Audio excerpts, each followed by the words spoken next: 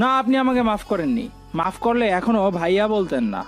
আমি তো আপনার ওয়ান অ্যান্ড অনলি দেবরজি ছিলাম। খুশি মৃদু হেসে বলল। ও আচ্ছা, এই কথা তো এক্ষুনি বলছি। হাই দেবরজি, কেমন আছেন? ফাহিম এবার হাসি মুখে বলল। আমি তো বিন্দাস আছি ভাবিজি। আপনি জেনে খুশি হবেন যে আমি আপনার দেবরানী পেয়ে গেছি। কিছুদিনের মধ্যে আমাদের বিয়ে। वाओ, ये तो कमाल हो गया। कॉन्ग्रेचुलेशंस देवरजी। থ্যাংক ইউ ভাবিজি। প্রহর বিরক্তির সুরে বলল। শেষ হয়েছে তোদের ভাবি দেবরের ভারত মিলাপ। এখন আপনাদের কৃপা হলে কি দয়া করে কাজে এসেছি সেটা জানতে পারি? ফাহিম বলে উঠল। হ্যাঁ হ্যাঁ, অবশ্যই ইয়ার। এই দেখ, কাজী বেড়ার এই মাঝরাইতে কম্বলের ভিতর থেকে উড়াইয়া আনছি। বেচারা কি সুন্দর বউয়ের লগে গলা চড়ায় ধইরা আরামে শুয়ে আসিল। আমি সেখান থেকে টেনে তুলে এনেছি তোদের জন্য। দেখ না, এখনো বেচারা ঝিমাচ্ছে। প্রহর কাচির ঘুম ভাঙানোর জন্য টেবিলের ওপর ঠাস করে একটা চাপড় মারল। বেচারা কাচি ধরপড়িয়ে উঠে বলতে লাগলেন। এই না না, দয়া মারবেন না আমাকে ডাকাত ভাই। আমার ঘরে ছোট ছোট 9টা বাচ্চা আছে আর একটা বউয়ের পেটে। ফাহিম বলে উঠল। ও মাই গড, তাহলে আপনি সেই ধরনের দুশ্মন যার কারণে পৃথিবীতে গ্লোবাল ওয়ার্মিং বেড়েই চলেছে। আপনাকে তো এই মুহূর্তে ডিসমেন্টাল করে দেওয়া উচিত। কাজী সাহেব বেকুবের মতো তাকিয়ে বলল। আরে না না ভাই, মেন্টাল কেন করবেন? আমি পাগল হয়ে গেলে আমার বউ বাচ্চার কি হবে? আমার বউ আবার এমনিতেই একটু সহজ সরল, বেচারি আবার আমার প্রতিবেশীর সাথে অ্যাফেয়ার শুরু করে দিবে। প্রহর এবার চরম বিরক্ত হয়ে বলল। Stop this nonsense. আর কাজী সাহেব, আপনাকে এখানে আমাদের বিয়ে পড়ানোর জন্য আনা হয়েছে, তাই জলদি কাজটা শুরু করুন। কাজী সাহেব আবারও বেকুবের মতো বলে উঠল। কি কোন সাহেব এগুলান? ছ্যা ছ্যা ছ্যা ছ্যা ছ্যা, ছেলে হয়ে আর এক ছেলেকে বিয়ে করতে চান? দেখেন, বিদেশে এইগুলান চললেও আমাগো দেশে এখনো এত উন্নতি করে নাই। ফাহিম দুষ্টুমি করে বলল। প্রহর, কাজী সাহেব সব কি বলছে? তুই তো বলেছিলি তুই ভাবিজিরে বিয়ে করতে চাস, তাহলে এখন মত পাল্টাচ্ছিস কেন? দেখ, তো নিয়ত ঠিক লাগছে না আমার। তবে আমি কিন্তু মোটে ওই ধরনের ছেলে না। প্রহর দাঁত কিরমির করে বলল। তোরা সব বন্ধ করবি, হ্যাঁ? নাকি এই রাত করে উদুম কেলানি খেতে চাস? গ্রামের বাড়ি এত রাতে কিন্তু ডাক্তার খুঁজে পাবে না। আর কাজী সাহেব, আপনি কানের পর্দা খুলে ভালো করে শুনুন। আমি আপনার সামনে বসে এই মেয়েটাকে বিয়ে করতে যাচ্ছি, তো দয়া করে এখন বিয়ে পড়ানোটা শুরু করেন। কাজী সাহেব বললেন। ও আচ্ছা আচ্ছা, বসেন আপনারা। অতঃপর বিয়ে পড়ানো শুরু করলো। প্রহর একটা লাল রঙের ওড়না বের করে খুশির মাথায় দিয়ে দিল। কাজী সাহেব প্রথমে বিয়ের রেজিস্ট্রেশনে দুজনের সই নিল। সাক্ষী হিসেবে ফাহিম আর নিভান সই দিল। তারপর বাকি বিধিমালা শুরু করলো। প্রহরকে কবুল বলতে বললে প্রহর ফটাফট বলে দিল। তারপর খুশিকে বলতে বললে খুশিও বলে দিল। অতঃপর দুজন স্বামী স্ত্রীর বন্ধনে আবদ্ধ হয়ে গেল। দুজন দুজনের দিকে মায়া ভরা নজরে তাকালো। এত বাধা বেদনার পর আজ ওদের সেই কাঙ্ক্ষিত মুহূর্তটা এসেই গেল। দুজনের চোখের ভাষায় ভেসে উঠল অপরিসীম আবেগময় প্রাপ্তির আনন্দ। তখনই হঠাৎ করতালির শব্দে ওদের ঘোর কাটল। খুশি পেছনে তাকিয়ে দেখল জিদান সাহেব আর খুশির পরিবারের সবাই এসেছে। ওদের দেখে খুশি অবাক হয়ে গেল, কারণ সবার মুখে হাসির রেখা। খুশি কিছুই বুঝতে পারছে না। খুশি প্রশ্নবিদ্ধ চোখে তাকালো প্রহরের দিকে। প্রহর মুচকি হেসে বলল। তুমি হয়তো ভুলে গেছো, তবে আমি ভুলিনি। তোমার ইচ্ছে ছিল পালিয়ে বিয়ে করার, তাই তো এত সব মেলো ড্রামা রচাতে হলো। খুশি বিস্ময়কর কণ্ঠে বলল। তার মানে ও সব ঝগড়া, সব নাটক ছিল? রাকিব হাসান বলে উঠলেন। হ্যাঁ রে মা, প্রহর আমাদের এই সব করতে বলেছিল, কারণ ও পালানোর বিষয়টা রিয়েল করতে চেয়েছিল, শুধুমাত্র তোর ইচ্ছে পূরণ করার জন্য। খুশি ছলো ছলো চোখে তাকালো প্রহরের দিকে। এই ছেলেটা এমন কেন? কেন সে আমাকে এত ভালোবাসে? আমার ভালোবাসা যে ওর ভালোবাসার কাছে ছোট হয়ে যাচ্ছে। খুশি আবেগপ্রবণ হয়ে সবার সামনেই প্রহরকে জড়িয়ে ধরল। প্রহরও মুচকি হেসে জড়িয়ে নিল খুশিকে। জিদান সাহেব দুষ্টুমি করে বললেন। ভাই বিয়ান, নিজেদের চোখ বন্ধ করে নিন। আজকালকার পোলাপানের রজা শোরুমের কোনো বালাই নেই। কি যে দিন আইলো। সবাই একত্রে হেসে উঠল। পরদিন সকাল সকালে সবাই ঢাকার উদ্দেশ্যে রওনা হলো। প্রহর খুশির পরিবারকে ওদের বাড়িতেই যেতে বলেছিল, তবে খুশির বাবা বলেছে তারা ওদের ঢাকার আগের ফ্ল্যাটে গিয়ে উঠবে। দুপুরের দিকেই ওরা ঢাকা এসে পৌঁছায়। কিছুক্ষণ রেস্ট নিয়ে সন্ধ্যার দিকেই প্রহর খুশিকে নিয়ে আসে ডক্টরের কাছে। বাংলাদেশের বেস্ট নিউরোসার্জনের চেম্বারে আছে ওরা। ডক্টর খুশিকে চেক আপ করে কতগুলো টেস্ট করতে দেয়। প্রহর সেই মোতাবেক খুশির সব টেস্ট করিয়ে নেয়। ডক্টর রিপোর্টগুলো দেখে প্রহরের সাথে একা কথা বলতে চায়, তাই প্রহর খুশিকে বাইরে গিয়ে বসতে বলে। বর্তমানে ডক্টরের সামনে বসে আছে প্রহর, হাত পা কাঁপছে ওর। শীততাপ নিয়ন্ত্রিত কেবিনটাতেও ঘাম ছুটে যাচ্ছে প্রহরের, ভয়ে আত্মা শুকিয়ে আসছে তার। না জানি এই মুহূর্তে ডক্টর কি বলে। ডক্টর বলে উঠল, দেখুন মিস্টার প্রহর, আপনার স্ত্রীর অবস্থা খুবই ক্রিটিক্যাল। টিউমারটা মস্তিষ্কের প্রায় অনেকটা জায়গা ছড়িয়ে পড়েছে। অপারেশন করে টিউমার সরানো গেলে উনি সুস্থ হতে পারেন, তবে এমন ক্রিটিক্যাল কেসে 90% রোগী অপারেশন থিয়েটারেই মারা যায়। প্রহরের মনে হচ্ছে কেউ ওর গলা চেপে ধরে আছে, ওর নিঃশ্বাস নিতে কষ্ট হচ্ছে। তবুও নিজেকে কোনো রকমে সামলে নিয়ে প্রহর বলে উঠল, ডক্টর আপনি শুধু বলুন অপারেশন করা যাবে কিনা, আর অপারেশন সাকসেসফুল হলেও কি পুরোপুরি সুস্থ হয়ে যাবে? হ্যাঁ, অপারেশন যদি সাকসেসফুল হয় তাহলে উনি ঠিক হয়ে যাবেন। আমার নিউ ইয়র্কের বেস্ট নিউরো সার্জনের সাথে পরিচয় আছে। আমি যদি আপনার স্ত্রীর কেসটা নিয়ে ওনার সাথে কথা বলি তাহলে উনিও আপনাদের হেল্প করতে পারবেন। হয়তোবা রিকোয়েস্ট করলে উনি ঢাকায় এসে অপারেশনটা করিয়ে দিতে পারবেন। তাহলে অপারেশন সাকসেসফুল হওয়ার চান্স আরেকটু বাড়তে পারে। এত সব হতাশার মধ্যে এতটুকু আশার আলোই যেন প্রহর কাছে সমুদ্র সমান।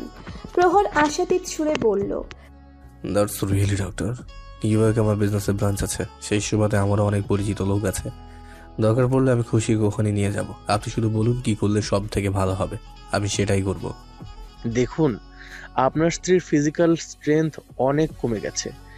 এই অবস্থায় ওনাকে নিয়ে এত জার্নি করা ক্ষতিকর হতে পারে। শুধু ডক্টরকে এখানে আনতে পারলেই কাজ হবে।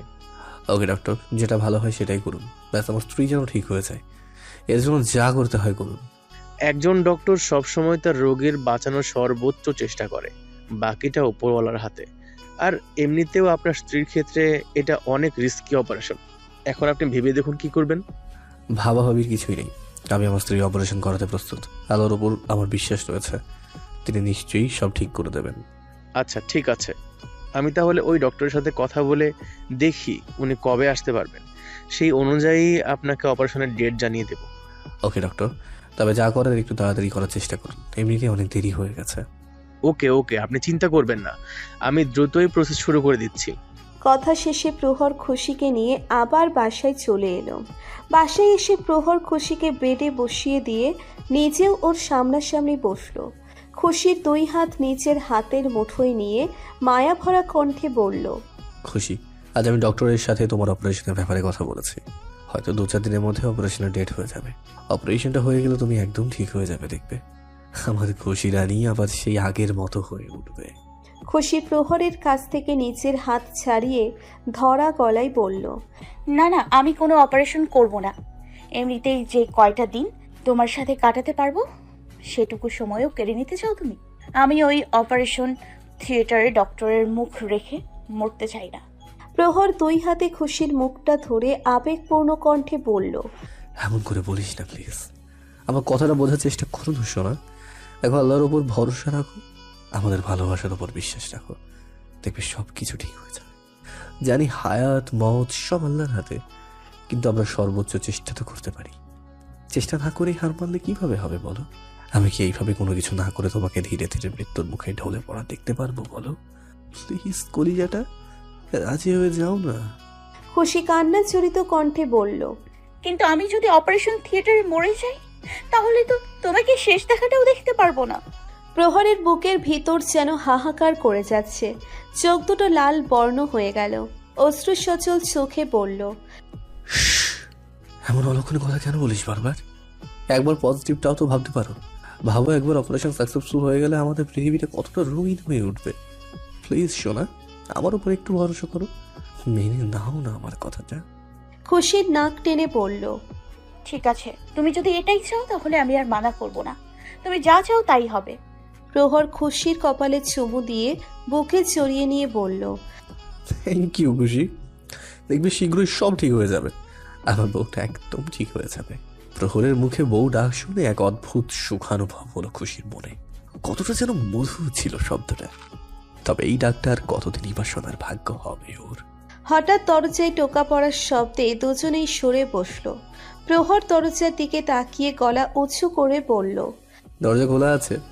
একটু পরে বাসার কাজের বুয়া দরজা খুলে বলল, ভাইজান বৌমনের সাথে তার ফুপু দেখা করবার আইছে। খুশি হাস্যোজ্জ্বল কণ্ঠে বলল। ফুপি এসছে? কোথায় ফুপি? যে নিচে বৈশা আছে। খুশি তড়িঘড়ি করে নামতে নিলেই প্রহর থামিয়ে দিয়ে বলল। আরে আরে তুমি কোথায় যাচ্ছ? তুমি এখানে আরামে বসো, ফুফি এখানেই আসবে। প্রহর বুয়ার উদ্দেশ্যে বলল। আপনি ফুফিকে উপরে পাঠিয়ে দিন। যে আচ্ছা। বুয়া চলে যাওয়ার কিছুক্ষণ পরেই খুশির ফুপি বেলি আসলো প্রহরের রুমে। প্রহর বেলিকে সালাম জানালো। বেলিও সৌজন্যমূলক হাসি দিয়ে মাথা নাড়ালো। খুশির পাশে এসে বসলো বেলি। খুশি উচ্ছ্বসিত হয়ে বেলিকে জড়িয়ে ধরে বলল। I miss you so much ফুপি। কেমন আছো তুমি? বেলিও মুচকি হেসে বলল। ভালো আছি। আমিও তোকে খুব মিস করেছি, তাই তো তোর আসার খবর শুনে দ্রুত চলে এসেছি। তুই কেমন আছিস? খুশি বেলিকে ছেড়ে দিয়ে হাসি মুখে বলল। আমি তো সব সময় ভালোই থাকি, আর এখন তো আরো বেশি ভালো আছি। হ্যাঁ হ্যাঁ, তা তো দেখতেই পাচ্ছি। আমার দুষ্টু পাজিটা এখন কারোবারের বউ হয়ে গেছে। আমার তো বেচারা প্রহরের জন্য আফসোস হচ্ছে। না জানি তোর মতো পাগলকে কিভাবে সামলাবে। প্রহর মৃদু হেসে বলল। ঠিকই বলেছেন ফুফি, ব্যাস একমাত্র আপনি আমার মনের বেদনা বুঝতে পারলেন। খুশি গাল ফুলিয়ে বলল। বাহ, এসে পার্টি বানিয়ে নিলে। এখন আমার চাইতে তোমার কাছে প্রহরই বেশি আপন হয়ে গেল। ঠিক আছে, যাও, ওকে নিয়েই থাকো। আমার সাথে আর কথা বলার দরকার নেই। আমি তো ভালা না, ভালা লইয়েই থাকো। প্রহর দুষ্টু হেসে বলল। ফুফি, আমার মনে হচ্ছে আশেপাশে কিছু পুড়ছে। পোড়া পোড়া গন্ধ পাচ্ছি কিন্তু। খুশি এবার জ্বলে ওঠে হাতের কাছে থাকা বালিশটা উঠিয়ে প্রহরের দিকে ছুঁড়ে মারল। প্রহর সেটা ক্যাচ করে ধরে নিয়ে হেসে উঠল। বেলিও ওদের সাথে হাসতে লাগলো। তখনই ওখানে জিদান সাহেব এসে হাজির হলো। ওদের কাছে আস্তে আস্তে বলে উঠল। কি ব্যাপার ভাই, আমাকে ছাড়াই আড্ডা চলছে? জিদান সাহেবের কথায় সবাই তার দিকে তাকালো। হঠাৎ বেলির মুখবয়ব পরিবর্তন হয়ে গেল। এতক্ষণের হাস্যোজ্জ্বল মুখটা কেমন চুপসে গেল। বিস্মিত নির্বিকার হয়ে গেল সে। তার জীবনের হারিয়ে ফেলা একমাত্র ভালোবাসার ব্যক্তিটাকে এতদিন পর চোখের সামনে দেখে থমকে গেল বেলি। সে কি সত্যিই দেখছে? এটা কি সত্যিই জিদান? জিদান সাহেবকে দেখে খুশি হাসি মুখে বলল। আরে এসপি আসুন না, আসলে অনেকদিন পর ফুপুর সাথে দেখা হয়েছে তো, তাই একটু মজা করছিলাম। এই হলো আমার সুইটেস্ট ফুপি। বেলিকে দেখিয়ে বলল খুশি। জিদান সাহেব এবার বেলির দিকে তাকালো। বেলিকে দেখে তার কেমন যেন চেনা চেনা মনে হলো। ভ্রু কুচকে সে কিছুক্ষণ বেলিকে পরখ করতে লাগলো। বেলি অপ্রস্তুত হয়ে এদিক ওদিক নজর ঘোরাতে লাগলো। হঠাৎ জিদান সাহেবের চোখ মুখ জলজল করে উঠল। তিনি কৌতূহলী কণ্ঠে বললেন। বেলি, তুমি সত্যিই বেলি? ও মাই গড, হোয়াট আ সারপ্রাইজ! কত বছর পর দেখছি তোমাকে। বেলি কি বলবে কিছু ভেবে পাচ্ছে না। হঠাৎই যেন কণ্ঠস্বর চেপে আসছে। খুশি আর প্রহর দুজনেই একটু অবাক হলো। খুশি কৌতূহলী কণ্ঠে বলল। এসবি, আপনি ফুপিকে আগে থেকেই চেনেন? জিদান সাহেব হাসি মুখে বলে উঠল। আরে চিনি মানে? বেলি তো আমার কলেজের অনেক ভালো ফ্রেন্ড ছিল, বলতে গেলে বেস্ট ফ্রেন্ড। কিন্তু হঠাৎ করেই কোথায় যেন চলে গেল। তারপর আর দেখা হয়নি আমাদের। আর আজ এত বছর পর দেখা হচ্ছে। খুশির মনে খটকা লাগলো। সন্দিহান দৃষ্টিতে তাকালো বেলির দিকে। বেলির চেহারার হাবভাব দেখে খুশির সব ক্লিয়ার হয়ে গেল। ও বুঝতে পারল জিদান সাহেবই সেই লোক যাকে বেলি ভালোবেসেছিল। জিদান সাহেব খুশির উদ্দেশ্যে বলে উঠল। খুশিমা, তুমি কি সেদিন তোমার এই ফুবির কথা বলছিলে? বেলি হঠাৎ চকিত কণ্ঠে বলল। আমার কথা মানে? কি বলেছে আমার কথা? খুশি বলে উঠল। সেটা তোমাকে বলবো কেন? এটা আমাদের শ্বশুর বৌমার সিক্রেট, বুঝেছো? বেলি এই পরিস্থিতি থেকে পার পেতে বলল। আচ্ছা, আমি এখন আসি। বেশি রাত হলে আবার বাসায় যেতে সমস্যা হবে। খুশি বলে উঠল। আরে যাবে মানে? মাত্রই তো আসলে, একদম যাওয়া চলবে না। আজ রাত আমাদের এখানেই থাকবে তুমি। জিদান সাহেবও বললেন। হ্যাঁ বেলি, খুশিমা ঠিকই বলেছে। রাত করে আজ যাওয়ার দরকার নেই। এত বছর পর তোমার সাথে দেখা হলো, কত কথাবার্তা বলার আছে। আজ কলেজের সেই পুরনো দিনগুলো একটু মনে করা যাবে। প্লিজ আজ থেকে যাও না। প্রহরও বেলিকে থেকে যাওয়ার জন্য রিকোয়েস্ট করলো। বেলি আর মানা করতে পারল না। অগত্যা আজ থাকার জন্য রাজি হয়ে গেল সে। খুশি প্রফুল্লিত কণ্ঠে বলল। সত্যি? ওয়াও, অনেক মজা হবে। খুশি জিদান সাহেবের দিকে তাকিয়ে গলা ছেড়ে বলল, এসপি, আপনি তো ফুপুর ফ্রেন্ড, আপনাদের নিশ্চয় অনেক কথা বলার থাকবে। আপনি বরং ফুপিকে সাথে নিয়ে যান, কফি খেতে খেতে দুজন একটু খোশ গল্প করুন। জিদান সাহেব বলে উঠলেন, নট আ ব্যাড আইডিয়া। বেরি, চলো তোমাকে আমার গরিবখানাটা একটু ঘুরে দেখাই। বেলির প্রচুর নার্ভাস লাগছে, বুকের ভেতর কেমন কাঁপছে। এখানে এসে এমন একটা সিচুয়েশনে পড়ে যাবে তা ভাবতেই পারেনি ও। এখন জিদানের সাথে কিভাবে কথা বলবে ও? কেমন জড়তা কাজ করছে। তবুও সবার জোড়াজুড়িতে বেলি সৌজন্যতার খাতিরে জিদান সাহেবের সাথে রুমের বাইরে পা বাড়ালো। খুশি পেছন থেকে ওদের পানে তাকিয়ে রইল। ও মনে মনে যা ভাবছে তাই যেন হয়। দুটো অসম্পূর্ণ কাহিনী মিলে যেন একটা সম্পূর্ণ উপন্যাস করতে পারে। ছাদের মাঝামাঝি দুটো চেয়ারে বসে আছে জিদান আর বেলি। জোছনার আলোয় চারপাশ পরিস্ফুটিত। বেলির মনের মাঝে তোলপাড় চলছে। সে কি বলবে ভেবে পাচ্ছে না। মনের মাঝে হাজারো শব্দের মেলা জমে থাকলেও এই মুহূর্তে কোনো কথা খুঁজে পাচ্ছে না। মৌনতা ভেঙে জিদান সাহেবই বলে উঠলেন, আচ্ছা বেলি, কিছু মনে না করলে একটা কথা জিজ্ঞেস করতাম। তুমি হঠাৎ করে ওভাবে কোথায় গায়েব হয়ে গেলে? জানো, তোমার ব্যাপারে আমি অনেকের কাছে জিজ্ঞাসা করেছিলাম, কিন্তু কেউ কিছু বলতে পারেনি। তুমি আমার অনেক ভালো বন্ধু ছিলে, তোমাকে আমি খুব মিস করতাম। জানো, জীবনে একটা ভালো বন্ধু পাওয়াটা খুব ভাগ্যের ব্যাপার। তোমার সাথে যেভাবে আমার সব কথা শেয়ার করতাম, সেভাবে কারোর সাথে পারিনি। তোমার মতো আর কেউই আমার ভালো ফ্রেন্ড হতে পারেনি, এমনকি প্রহরের মাও না। বেলি আবেগময় চোখে জিদান সাহেবের দিকে তাকালো। তার কথার প্রত্যুত্তরে কোনো কথা খুঁজে পাচ্ছে না সে। চোখ সরিয়ে নিয়ে বলল, খুশির কাছে শুনেছি প্রহরের মা নাকি। আচ্ছা, পাপিয়া তো তোমাকে ভালোবাসতো, তাহলে ও তোমাকে ছেড়ে গেল কেন? জিদান সাহেব একটা দীর্ঘশ্বাস ছেড়ে বললেন, ভালো সে আমাকে কখনোই বাসেনি। সে তো শুধু আমার টাকার মেহেও মোহিত হয়েছিল। আর মোহ বেশিক্ষণ কাউকে ধরে রাখতে পারে না, এক সময় ঠিকই সেটা কেটে চলে যায়। পাপিয়াও তেমনই গেছে। আসলে ভুলটা আমারই। ওর বাহ্যিক সৌন্দর্য ভুলে আমি ওর ভেতরটা দেখার চেষ্টা করিনি।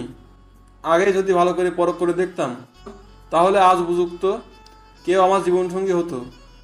যাক, বাদ দাও সেসব কথা। তুমি বলো, তোমার কি খবর? তুমি কিন্তু এখনো সেই আগের মতোই আছো, একটুও বদলাওনি। তা কোথায় থাকো এখন? বেলি মুচকি স্মিত হেসে বলল, এই তো লালবাগ থাকি। এখানকার একটা স্কুলে শিক্ষকতা করি।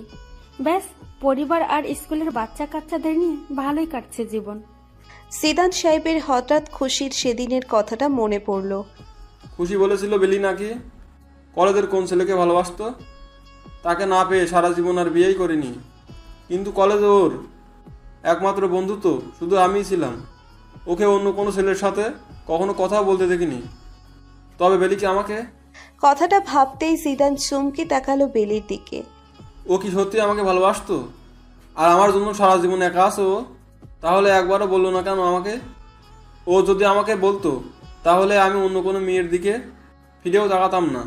ওকে কি একবার জিজ্ঞাসা করবো? না না, সিচুয়েশন তাহলে অনেক অকওয়ার্ড হয়ে যাবে, আনকমফোর্টেবল হয়ে যাবে। তার সে যেমন আছে তেমনই থাক। রাত তখন 10টা। ডিনার শেষে প্রহর একটু ওর বাবার সাথে খুশির অপারেশনের ব্যাপারে কথা বলতে গিয়েছিল।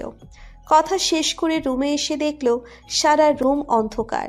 প্রহর দেওয়াল হাত দিয়ে সুইচটা অন করে সামনে তাকাতেই থমকে গেল।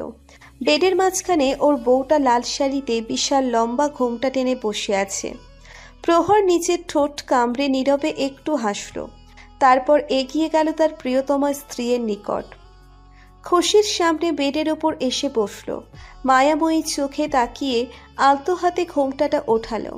নববধূ রূপের সামনে বসে থাকা রমণীকে আজ কোনো অপসরী থেকে কম মনে হচ্ছে না। মনে হচ্ছে আজ আকাশের ওই চন্দ্র ঈর্ষান্বিত হবে ওর প্রিয়তমাকে দেখে। প্রহর মন্ত্রমুগ্ধের ন্যায় তাকিয়ে আছে খুশির দিকে। তবে হঠাৎ খুশির মুখের এক্সপ্রেশন দেখে ভ্রু কুঁচকে এলো প্রহরের। খুশি দুচোখের পাতা গতিতে দ্রুত পিটপিট করে, কেমন যেন অদ্ভুত মুখভঙ্গি করছে। প্রহর খুশির কপালে হাত ঠেকিয়ে ভ্রু কুঁচকে বলল, খুশি, তুমি ঠিক আছো তো? তোমার কি শরীর খারাপ হচ্ছে? খুশি থতমত খেয়ে বলল, আরে শরীর কেন খারাপ করবে, আমি একদম ঠিক আছি। তাহলে এমন আজব বিহেভ করছো কেন? খুশি দাঁত কিরিমিরি করে বিরক্তির সুরে বলল, আজও বিহেভ ধ্যাত। আরে আমি তো লজ্জা পাচ্ছিলাম, ফুপি বলেছে বাসর ঘরে নাকি লজ্জা পেতে হয়, এটা কম্পালসরি। আর আজ তো আমাদের ফার্স্ট নাইট, তাই তো আমি লজ্জা পাওয়ার চেষ্টা করছি। প্রহর কতক্ষণ কপাল কুঁচকে খুশির দিকে তাকিয়ে রইল, তারপর হঠাৎ শরীর কাঁপিয়ে হেসে উঠল। হাসতে হাসতে বিছানায় গড়াগড়ি খাচ্ছে সে। হাসতে হাসতে বলতে লাগলো, লাইক সিরিয়াসলি? তুমি আর লজ্জা? ও খুশি, ইউ ওয়াজ সো ফানি। আমার জীবনের বেস্ট বিনোদন ছিল এটা। খুশির রাগের শরীর রেডি করছে। পাশের বালিশটা তুলে প্রহরের ওপর বাড়ি মারতে মারতে বলল, ফানি? জোকার মনে হচ্ছে আমার তোমাকে? এত সুন্দর করে সেজে গুজে বসে আছি আর ওনার কাছে সব ফানি লাগছে। দেখাচ্ছি মজা তোমাকে, এই নাও এই নাও, আরো মজা নাও। প্রহর এবার খুশির হাত ধরে টান দিয়ে নিচের বুকে এনে ফেলল। এক হাতে কোমর জড়িয়ে ধরে অন্য হাতে খুশির গালে রেখে মুচকি হেসে বলল, আরে আরে ব্যাস করো, বিয়ের প্রথম দিনই স্বামী পেটাচ্ছ? কি সাংঘাতিক বউ গো তুমি। খুশি দুষ্টু হেসে বলল, ভালো হয়েছে, যে স্বামী বউকে নিয়ে মজা করে তার সাথে এমনই হওয়া উচিত। এত মেহনত করে সাজলাম, তার একটু প্রশংসা করলো না। প্রহর মায়া ভরা চোখে তাকিয়ে আবেগী কণ্ঠে বলে উঠল, কি করে করবো প্রশংসা? তোমার সৌন্দর্য জাস্টিফাই করতে পারি এমন কোনো ভাষা যে আমার জানা নেই। তোমার রূপে যে বাক্যহীনতায় ভুগি, নিজেকে কেমন মূর্খ বালক মনে হয়। প্রহরের হৃদস্পর্শী কথায় মোহিত হয়ে গেল খুশি। ঘোর লেগে গেল বৃষ্টি জুড়ে। খুশি প্রহরের গালে হাত রেখে ভাবপ্রবণ কণ্ঠে বলে উঠল, প্রহর, আমি আজ পুরোপুরি তোমার হতে চাই, মিশে যেতে চাই তোমাতে। আমাকে নিজের গহ্বরে টেনে নাও। প্রহর আস্তে করে খুশিকে পাশে কাত করে দিয়ে খুশির গালে হাত বুলিয়ে মায়াময়ী কণ্ঠে বলল, এই মধুর মিলন আমিও চাই খুশি, তবে এখন না। তুমি এখন অসুস্থ খুশি, তোমার শরীরের কন্ডিশন এখন সুস্থ সবল না। এই অবস্থায় তোমার সাথে ফিজিক্যাল হলে তুমি আরো অসুস্থ হয়ে পড়বে, যেটা আমি কখনোই করতে পারবো না। একবার তুমি পুরোপুরি সুস্থ হয়ে যাও, তারপর আমরা আমাদের সুখী জীবনের শুভারম্ভ করবো। খুশি ছল ছল চোখে তাকিয়ে ধরা গলায় বলল, কিন্তু সেদিন যদি কখনো না আসে, যদি আমি আর না ফিরতে পারি, কালকের কি ভরসা? প্লিজ প্রহর, আমি যাবার আগে তোমাকে অন্তত স্বামীর সুখটুকু দিয়ে যেতে চাই। এটুকু অন্তত তোমার জন্য করতে দাও আমাকে, প্লিজ। অনেক বেশি বলতে শিখে গেছো তুমি। কে বলেছে তুমি ফিরবে না? তুমি অবশ্যই ফিরবে, আমার বুকে ফিরবে। তারপর আমাদের দুটো টিম বানানোর পরিকল্পনা ভুলে গেছো? সেটা কার্যকরী করতে হবে না? আর কি বলেছে শুধু স্ত্রী দেহভোগী স্বামীর সুখ পাওয়া যায়? এই যে তুমি আমার বুকের মাঝে শুয়ে আছো, এটা যে কত বড় সুখকর অনুভূতি দেয় তা হয়তো তোমাকে আমি বলে প্রকাশ করতে পারবো না। তুমি ব্যাস এভাবেই আমার বুকের মাঝে লুকিয়ে থাকো, আর কিচ্ছু চাই না আমার, আর কিচ্ছু না। প্রহর খুশির চোখের পানি মুছে দিয়ে ললাটে গভীর চুমু এঁকে দিয়ে বুকের মাঝে পরম আদরে জড়িয়ে নিল। খুশিও আবেশে লুকালো স্বামীর বুকের উষ্ণতায়। আজ প্রহরের খুশির জীবনের সবচেয়ে কঠিনতম দিন, সবচেয়ে বড় পরীক্ষার দিন, যার ফলাফল স্বরূপ প্রহর হয় ওর প্রাণভোমরাকে ফিরে পাবে, আর না হলে বলতে কিছুই না। খুশি ফিরে আসবে, ওকে ফিরতেই হবে প্রহরের কাছে, এমনটাই দৃঢ় বিশ্বাস প্রহরের। মনে মনে যতই নিজেকে মজবুত রাখার চেষ্টা করুক, তবুও খুশিকে হারানোর আতঙ্ক প্রহরকে বোধশক্তিহীন করে দিচ্ছে। ভেতরে চলছে তুমুল ঝড়, অন্তরাত্মা সব গলায় এসে আটকে যাচ্ছে। কতক্ষণ নিজেকে টিকিয়ে রাখতে পারবে জানা নেই প্রহরের। প্রতীক্ষাক্ষণ শুধু আল্লাহর কাছে একটাই দোয়া চাইছে, ওর খুশি যেন ঠিক হয়ে যায়। গতকাল সারাটা রাত প্রহর একবারের জন্যেও চোখের পলক এক করেনি, শুধু অপলক দৃষ্টিতে তাকিয়ে দেখছিল ওর হৃদহরিণীকে। পারলে যেন বুকটা চিরে খুশিকে বুকের ভিতর লুকিয়ে রাখত প্রহর, যাতে ওর প্রাণভোমরাটা কোথাও হারিয়ে না যায়। রাতের শেষ ভাগে জায়নামাজে বসেছিল প্রহর। তাহাজ্জুদের নামাজ পড়ে সকাল পর্যন্ত শুধু দুহাত তুলে চোখের পানি ছেড়ে দিয়ে আল্লাহর কাছে খুশির রোগমুক্তির দোয়া চেয়েছে। আজ সকালে খুশিকে হসপিটালে আনা হয়েছে অপারেশনের জন্য। গতকাল রাতে ডক্টর ফোন করে বলেছিল নিউ ইয়র্কের ডক্টর নাকি চলে এসেছে, তারা আজই অপারেশন করবে। সেই অনুযায়ী সকালবেলা ওরা চলে আসে। খুশির পরিবার জিদান সাহেব আর ফাহিমও এসেছে। আপাতত অপারেশনের পূর্ববর্তী কিছু পরীক্ষা নিরীক্ষা করে প্রস্তুতি নিচ্ছে। প্রহর গিয়েছিল ডক্টরের সাথে কথা বলতে। অপারেশনের পূর্বে বন্ড পেপারে সাইন চেয়েছে তারা। একটা কাগজে শুধু সাইন করাটা যে কতটা কঠিন কাজ হতে পারে তা আজ বুঝতে পেরেছে প্রহর। মনে হচ্ছিল কাগজে না, প্রহরের অস্তিত্বের ওপর কলম বসাচ্ছে। কাঁপা কাঁপা হাতে কোনো রকমের সইটা করিয়ে বেরিয়ে আসে প্রহর। কেমন যেন শ্বাসরুদ্ধকর লাগছিল ওর। প্রহর দ্রুত পায়ে এগিয়ে আসে খুশির কেবিনের দিকে। খুশির কেবিনের সামনে আসতেই হঠাৎ দেখল খুশির কেবিনের দরজায় সবাই ভিড় করেছে। দরজায় চাপড় মেরে খুশিকে ডাকছে। এই দৃশ্য দেখে আঁতকে উঠল প্রহর।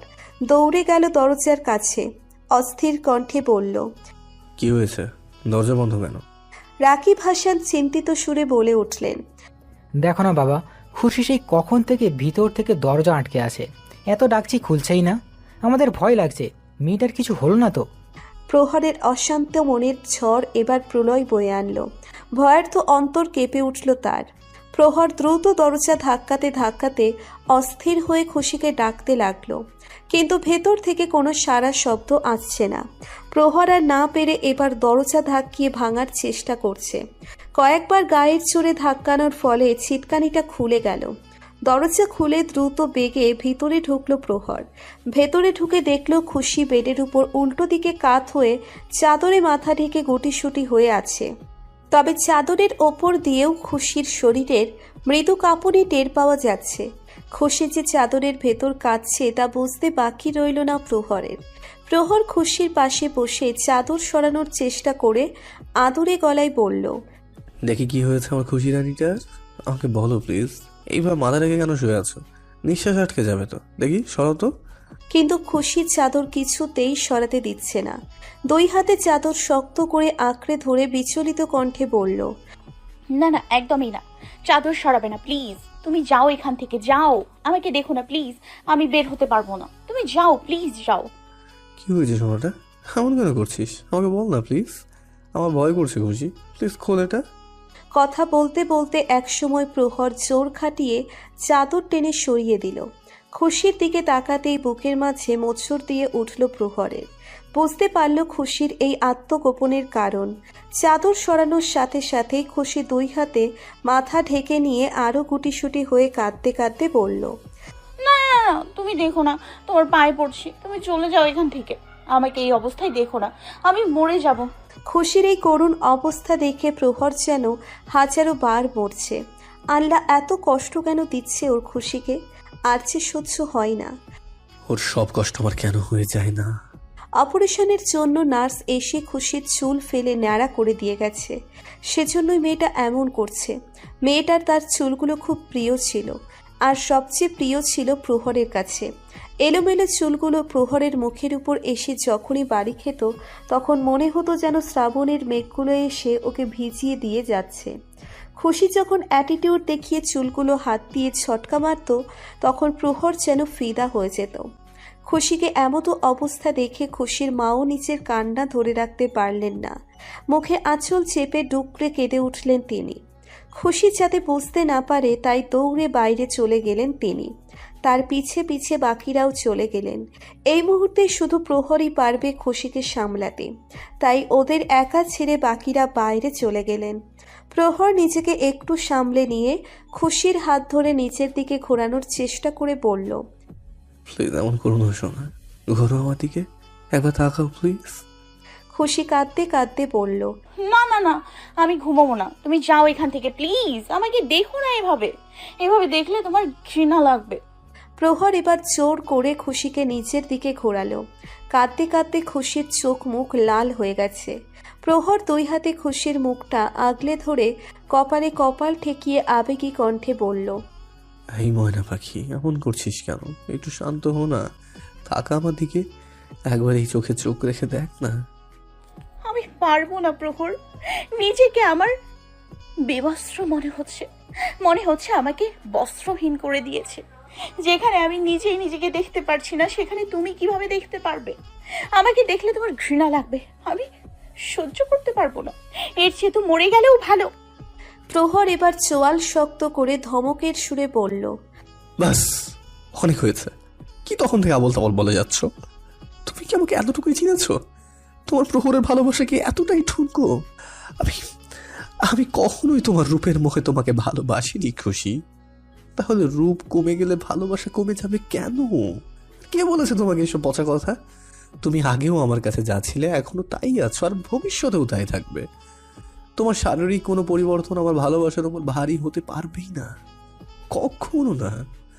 তুমি যেমনই হও না কেন, আমার কাছে তুমি পৃথিবীর সব থেকে সুন্দরী নারী, আমার অবস্থরী, আমার খুশি রানী। বুঝতে পেরেছ? আর কখনো এসব বাজে বাজে কথা বলবে না। আর এটা তো টেম্পোরারি করা হয়েছে, সব সময় কেন এমনই থাকবে নাকি তুমি? অপারেশন হয়ে গেলে দেখবে কিছুদিনের মধ্যে আবারও আমার সেই কেশবতী কন্যার ঘন কালো কেশের পাহাড় ফিরে আসবে।